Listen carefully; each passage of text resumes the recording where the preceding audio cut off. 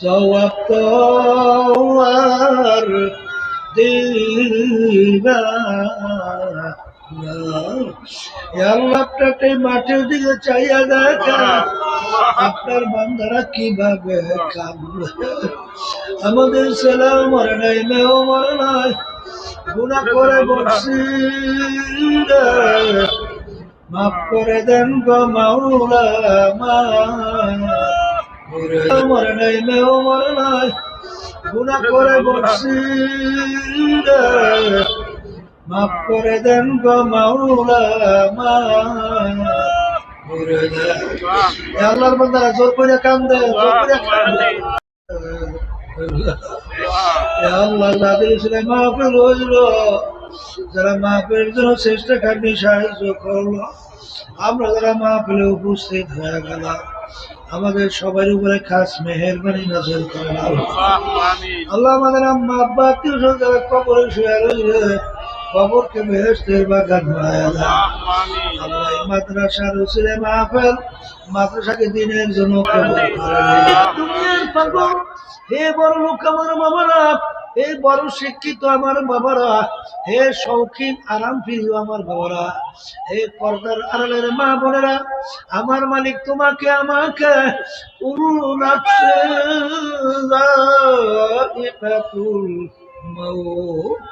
এই বসি লাগাইয়া স্বাধীনতার ভিতরে ছাইরা দিল ঘর ঘর ঘর, ঘুরতে ঘুরতে হায়াতের বেড়া পার কইরা যখন তুই মৌতের বিছানায় তোর পেট ফেরা ভাসাইয়া দিবি, আমার আজরাইল যখন সিটি বাজাইয়া বসবে, যত ডাক্তার কবিরা চেষ্টা করুক না কেন, রাখতে কিন্তু আর পারবে না।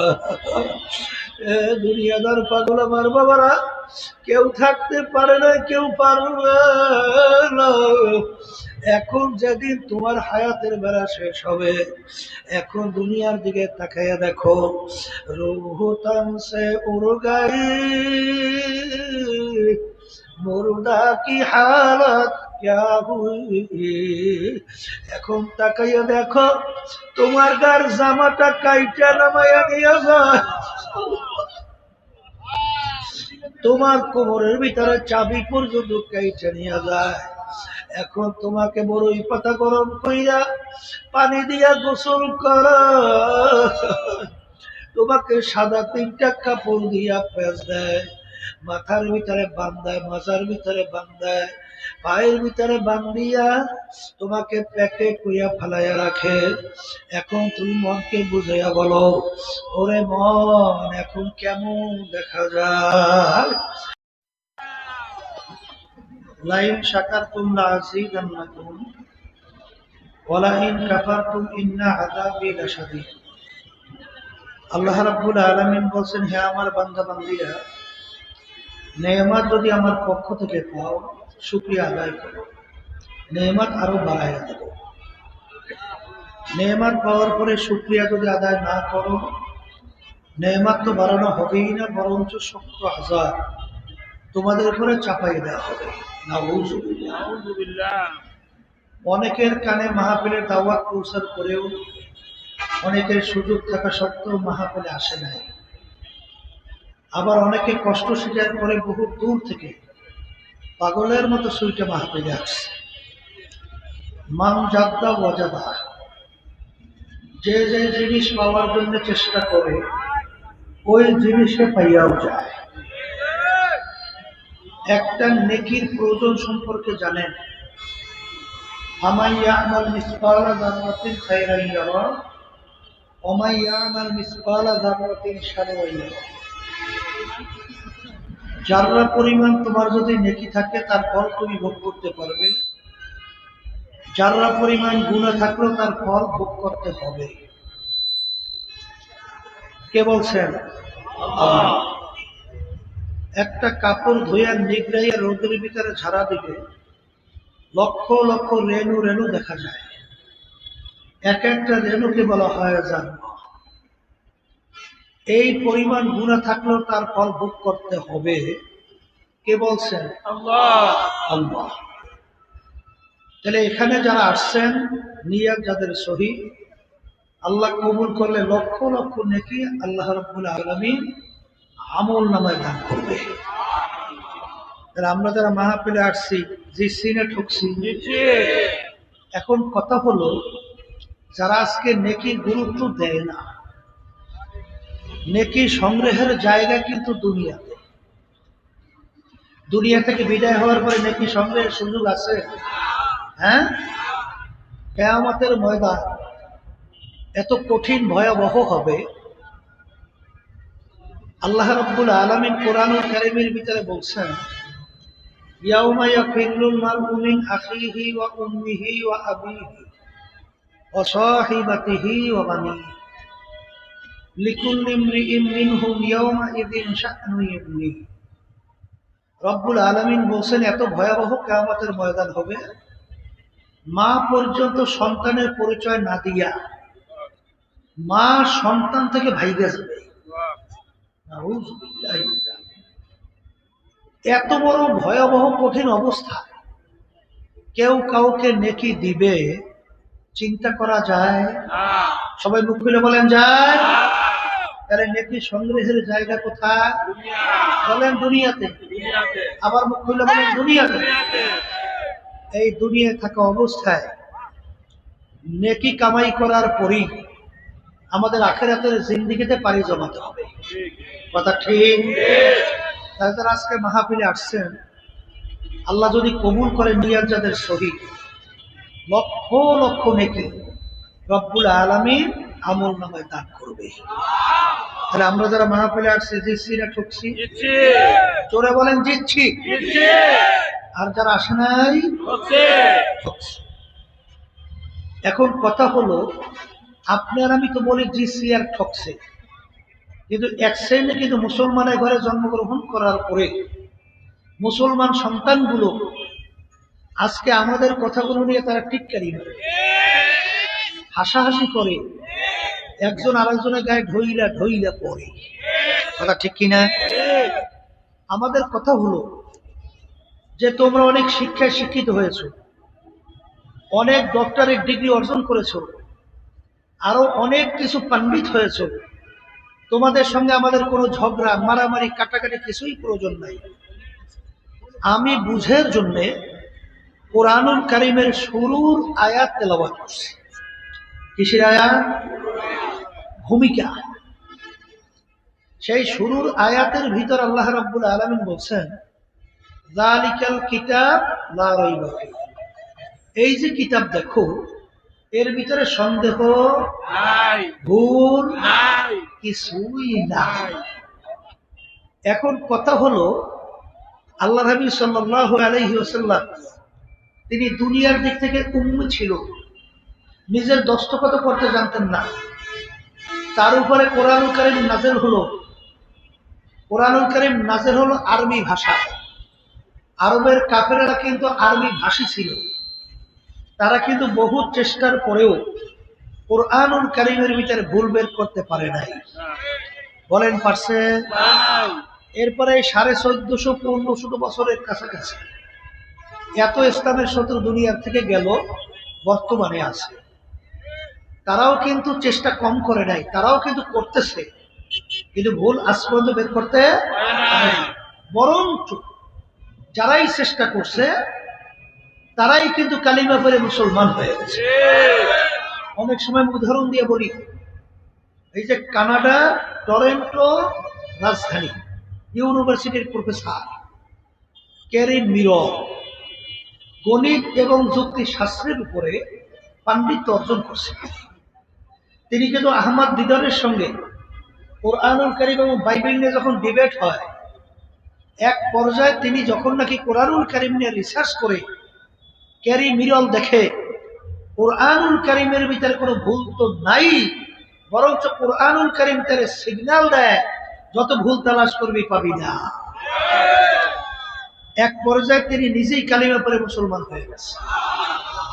এরকম আমাদের পাশের রাষ্ট্র ভারত, শিব শক্তি মহারাজ বহুত ভাষার উপর ডক্টরেট ডিগ্রি, 12 ভাষার উপর পাণ্ডিত্য অর্জন করছিল। তিনি কিন্তু কোটি কোটি হিন্দুদের দেবতা ছিল, ধর্মীয় ভগবান। এই ধর্মীয় ভগবান তিনিও কিন্তু প্রায় 3টে আশ্রমের মালিক ছিল, বিদ্যাবংশ। শিক্ষার দিক থেকে এত বড় ডিগ্রিধারী, সম্পদের দিক থেকে শত শত কোটি টাকার মালিক, সম্মানের দিক থেকে কোটি কোটি হিন্দু তাকে হাত জোর করে সামনে নমস্কার দেয়, তাকে সম্মান দেখায়। কিন্তু তিনিও কিন্তু রিসার্চ করার পরে কালিমা পড়ে মুসলমান হয়ে গেছে। আছে না নাই? চ্যালেঞ্জের আয়াতটি উঠে গেছেন, এখন আছে। তাহলে এখানে যেই বুদ্ধিমানেরা আছেন বা আশেপাশে শুনতেছেন, আপনাদের সঙ্গে আমাদের কোনো ঝগড়াও নাই, মারামারি কাটাকাটি কিচ্ছুই নেই।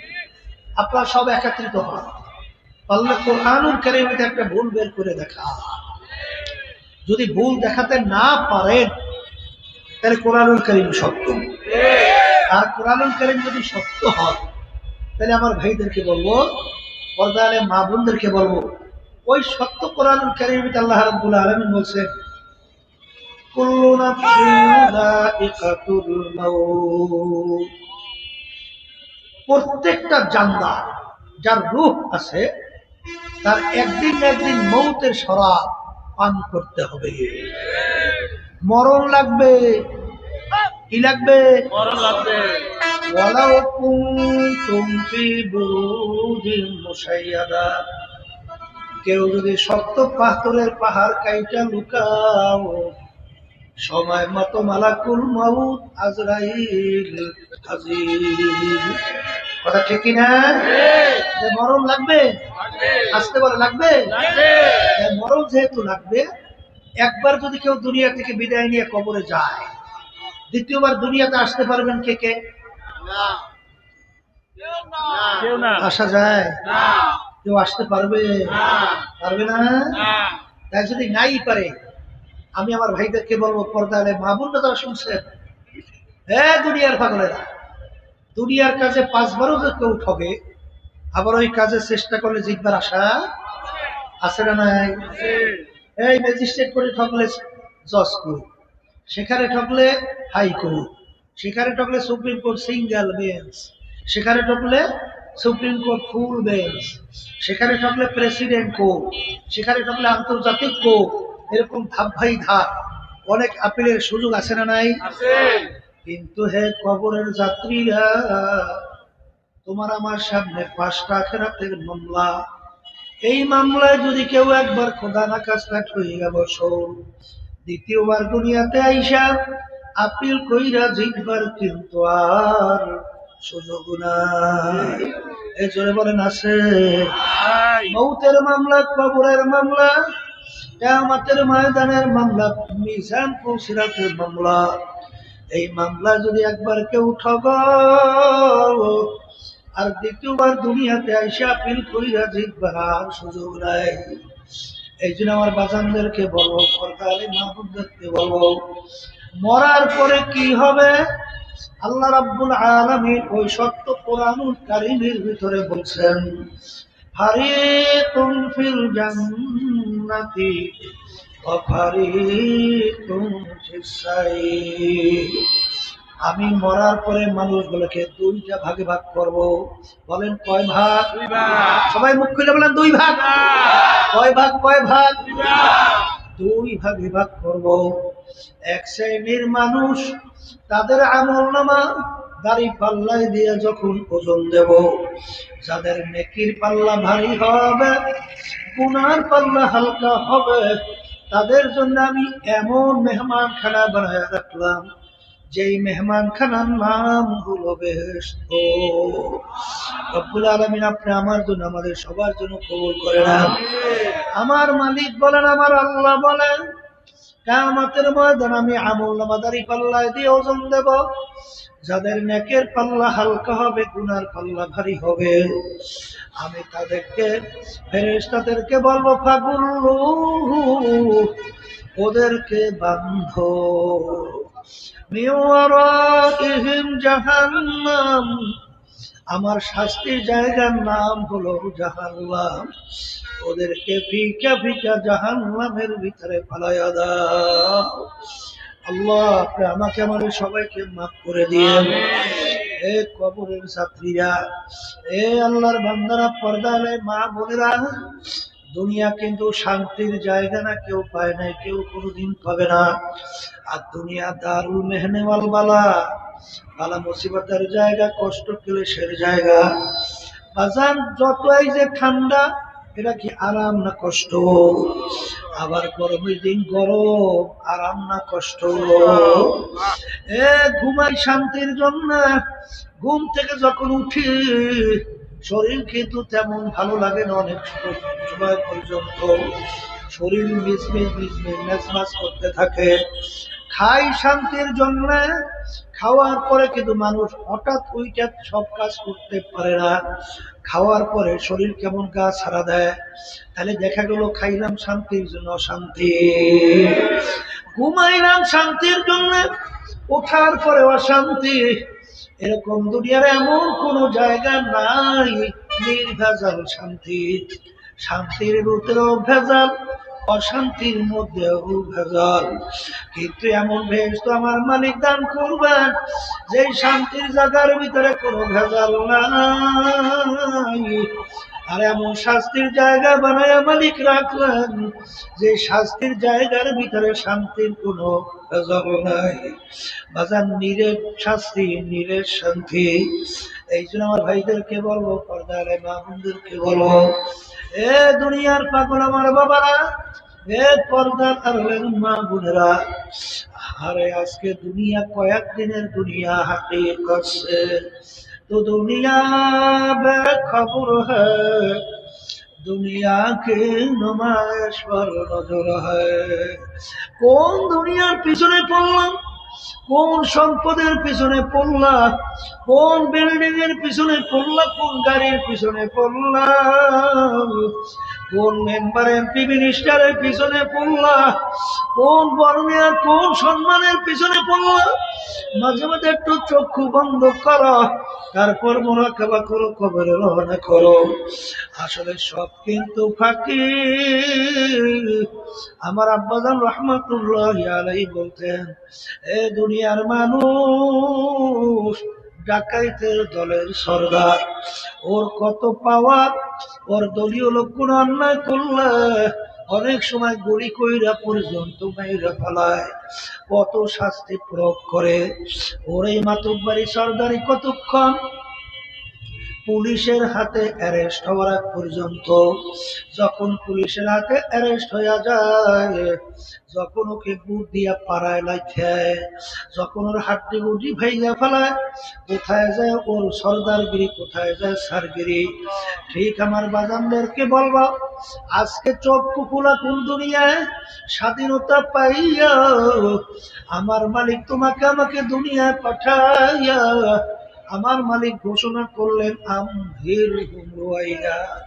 আমি তোদেরকে স্বাধীনতা দান করলাম। কেন? লিয়াবলুয়াকুম আইয়ুকুম আহসানু আমালা, পরীক্ষা নেওয়ার জন্য। এই পরীক্ষার ফলের মধ্যে ছাত্র ছাত্রী যখন পরীক্ষা দেয়, বাজান স্বাধীনভাবে যা মনে করে তা লাগবে, তাকে বাধা দেওয়ার কোনো আইন নাই। ঠিক দুনিয়ার ভিতরে আমার মালিক তোমাকে পাঠাইয়া স্বাধীনতা পরীক্ষার হলের ভিতরে দান কইরা, পরীক্ষার হলের ভিতরে পরীক্ষা দিবা, যা মনে করে তা করবে, আমার মালিক দুনিয়ায় কিছু বলবে না। আল্লাহর হাবিবকে কাফেররা এমন ভাবে আঘাত করলো, আল্লাহর হাবিবের মাথার মুবারকের মধ্যে পর্যন্ত হেলমেট ভাইগা ঢুইকা পড়ছিল। আমার মালিক এই পরীক্ষার হলের মধ্যে ওদেরকে কিছু বলে নাই। আর আল্লাহর হাবিব তায়েফের ময়দান তাকে এমন ভাবে আঘাত করলো, তার শরীর মোবারক থেকে রক্ত মোবারক বের করিয়া আল্লাহর হাবিবের জুতা মোবারক পর্যন্ত আটকে গেছিল। আল্লাহ রাব্বুল আলামিন স্বাধীনতার ভিতরে কিছু বলে নাই। আখারে এই স্বাধীনতার মধ্যে কত ধরনের জালেমরা জুলুম করলো, আমার মালিক কিন্তু কিছু বলবেন না। কারণ তাহলে স্বাধীনতা থাকে না, পরীক্ষার ফলও থাকে না। কিন্তু মনে রাখিও, এ দুনিয়াদার পাগল, যেরকম একটা বড় মাছের মুখের ভিতরে বসি হলে যখন বসি লাগায়, লাগার সঙ্গে সঙ্গে মাছ দৌড় দেয়, মনে হয় যেন মাছ ডাক দিয়ে বলে বসিওয়ালা, তোমার থেকে আমি সুইটা চলে আসছি। আর বসিওয়ালা ডাক দিয়ে বলে মাছ রে, তোর মুখের ভিতরে আমি বসি লাগাই ছাইরে দিলাম।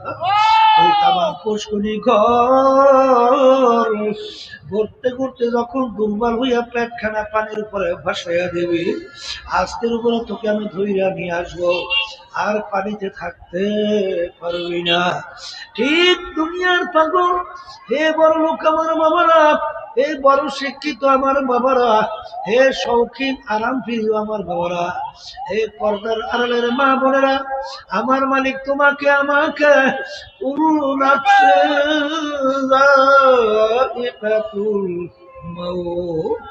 এই বসি লাগাইয়া স্বাধীনতার ভিতরে ছাইরা দিল ঘর ঘর ঘর। ঘুরতে ঘুরতে হায়াতের বেড়া পার কইরা যখন তুই মৌতের বিছানায় তোর পেট ফেরা ভাসাইয়া দিবি, আমার আজরাইল যখন সিটি বাজাইয়া বসবে, যত ডাক্তার কবিরা চেষ্টা করুক না কেন, রাখতে কিন্তু আর পারবে না। এ দুনিয়াদার পাগল আমার বাবারা, কেউ থাকতে পারে না, কেউ পারবে না। এখন যেদিন তোমার হায়াতের বেড়া শেষ হবে, এখন দুনিয়ার দিকে তাকাইয়া দেখো, রোহতাং সে উড় গায়ে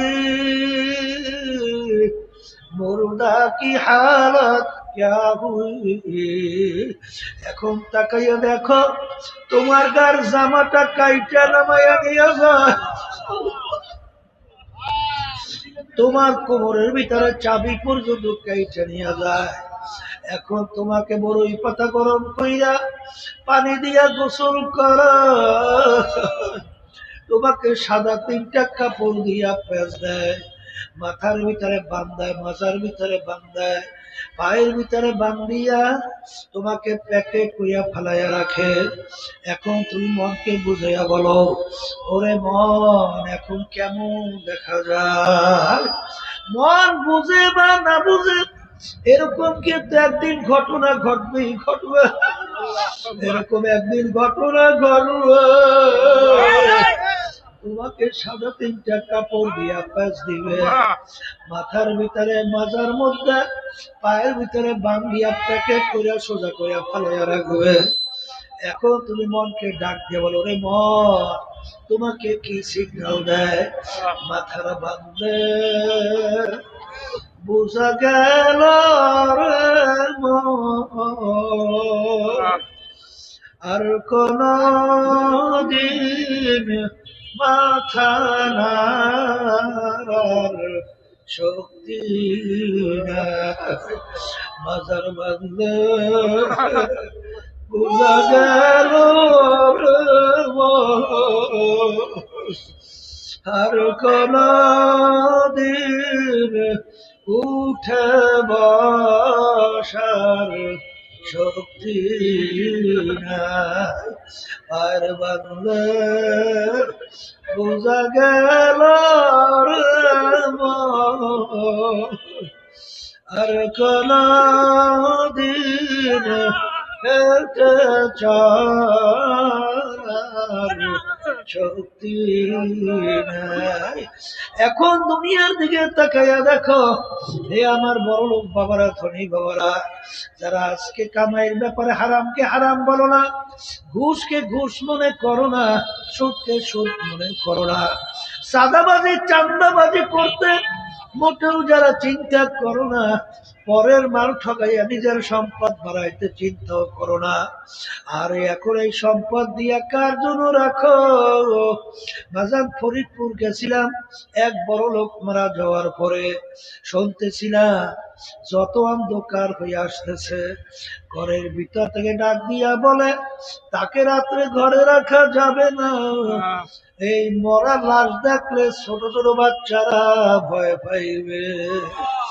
ঘরে মসজিদের ভিতর থেকে খাট বের কইরা খাটের ভিতরে উঠাইয়া আহারে সারা রাত্র মসজিদের বারান্দায় নিয়ে ফালাইয়া রাখছে। ওর কষ্টের কামাই করা টাকার বাড়ি ওকে জায়গা দেয়। এ দুনিয়া আমার পাগল বাবারা, যারা দুনিয়ার পিছনে পইরা স্থায়ী জিন্দিগি আখিরাতের জিন্দিগি বলছো, সেই বাজানদেরকে বলবো, পর্দালে মা বোনদেরকে বলবো, কিয়ামতের ময়দান একজন আর একজনকে প্রশ্ন করবে, ভাই কামলা বিছনা আমরা দুনিয়ার মধ্যে কতদিন ছিলাম? একজনে উত্তর দেবে লাবিসনা ইয়াওমান আও বা'দা ইয়াওম, একদিন অথবা একদিনের মনে হয় কিছু অংশ ছিলাম। আর একজন বলবে না না,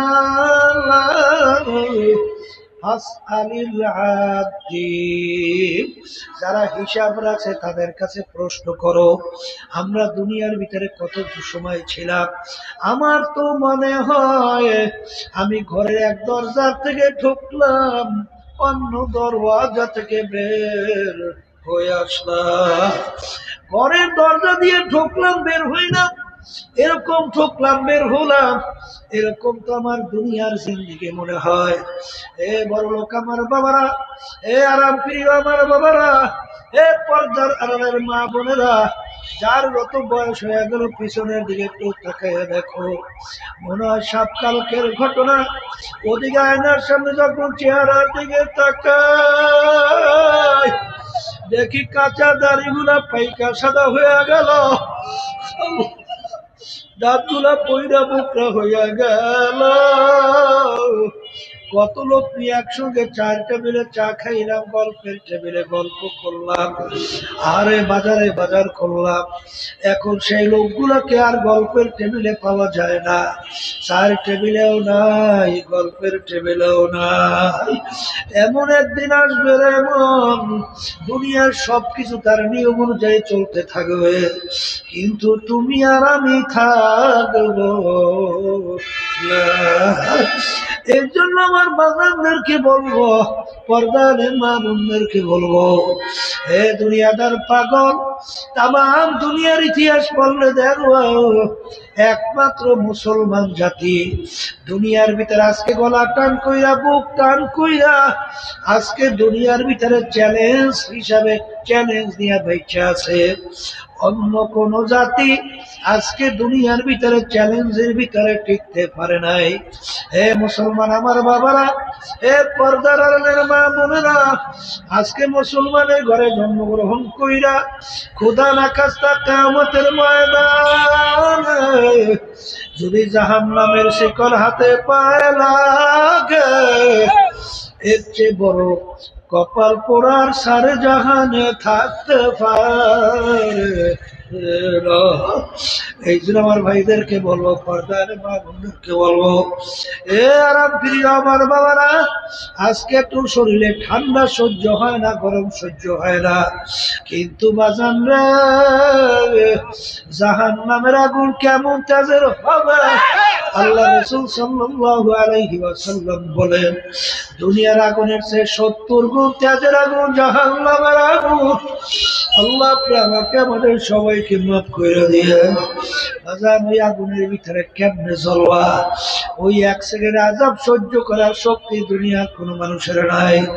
এই জন্য আমি বলবো, মুসলমানের ঘরে জন্মগ্রহণ কইরা যদি জাহান্নামের শিকল লাগে, এর চেয়ে কপাল পোড়ার সারে জারে হইতে পারে নাই। আমার দাদা রহমাতুল্লাহ আলাইহির কথা শুনছিলাম, দাদা রহমাতুল্লাহি আলাইহি এক বয়ানের ভিতরে বলতেছিলেন, হে আল্লাহর বান্দারা, পর্দার মা বোনেরা, তোমরা বেহেশতে কে কে যাইতে চাও? হাত উঠাও। সবাই হাত উঠাইলো। দাদাজান বললেন, আলহামদুলিল্লাহ, আমি বড় খুশি হইলাম আপনারা সবাই বেহেশতে যাইতে চান, কিন্তু আপনার কাছে একটা বিচার রাখি। কি বিচার? বলে আপনার বাড়ির পাশে হিন্দু হরিচরণ, হিন্দু হরিচরণ হজরের সময় মুয়াজ্জিন আল্লাহর পক্ষ থেকে যখন দাওয়াত দেয়, আসসালাতু খায়রুম মিনান নাওম, ঘুম হইতে নামাজ ভালো। তোমার বাড়ির পাশে হিন্দু হরিচরণ, ও ঠান্ডার ভিতরে লেপ কম্বল দিয়া মুড়া দিয়া টাইনা ঘুমায়, ও মসজিদে যায় নাই, তুমিও ল্যাপ কম্বল মুড়া দিয়ে টাই না ঘুমাও, তুমিও মসজিদে যাও নাই, তোমাকে আমি পাই নাই, জহুরে ডাকলাম তোকে পাই নাই, হরিচরণ কেউ পাই নাই, তোকেও পাই নাই, আসরে ডাকলাম তোকে আমি পাই নাই, হরিচরণ কেউ পাই নাই, তোকেও পাই নাই, মাগরিবও পাই নাই, এশাও পাই নাই, রমজানের রোজা রাখার জন্য বললাম, হরিচরণ রাখে নাই, তুইও রাখো নাই। আরে হরিচরণের বিবি পর্দায় থাকে না, তোর বিবিও পর্দায় থাকে না, হরিচরণ বিপর্দায় চলে, তুমিও বিপর্দায় চলো। হরিচরণ হারাম হালাল তমিজ পার্থক্য কইরা খায় না, চলে না, তুমিও হারাম হালাল তমিজ কইরা খাও না, চলো না, পার্থক্য করো না। হরিচরণ সুন্নাত তরিকায় চলে না, তুমিও সুন্নাত তরিকায় চলো না। এক কথায় হরিচরণ তোমার বাড়ির পাশে হিন্দু, সে যেই যেই কাজগুলা করে হুবাহু ওই কাজগুলাই তুমি করো। তাহলে কিয়ামতের ময়দানে তোমাকে যদি আমার মালিকের বেহেশতে যেতে হয়, তোমার বাড়ির পাশের হরিচরণ কি দোষটা করলো? হরিচরণ কেন বেহেশতে যাইতে পারবে না? ইন্নাল্লাযীনা আমানু ওয়া আমিলুস সালিহাত, আমার মালিক বলেন ঈমান আনতে হবে, এরপর নেক আমল করতে হবে। আর মুসলমান বলতেই কিন্তু মন চায় ঈমানকে মজবুত করে নেক আমল কইরা দুনিয়ার থেকে বিদায় নিয়ে নেক আমল বাড়াইয়া আমার মালিকের দরবারে হাজিরা দিবে। কিন্তু শয়তান এবং নফস আম্মারা এবং মানুষ শয়তান তোমার আমার পিছনের শত্রু হিসাবে নেকের কাজে বাধা দেয়।